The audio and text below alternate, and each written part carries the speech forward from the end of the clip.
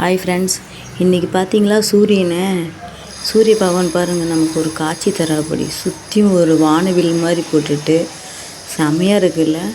பார்த்துட்டு வாங்க கொஞ்ச நேரம்.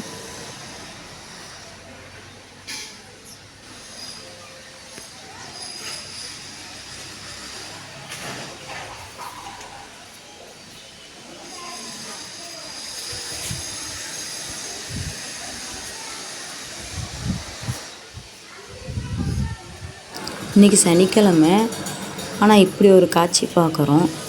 பரவாயில்ல தான். ஆனால் எப்படி இருக்குது பார்த்தீங்களா?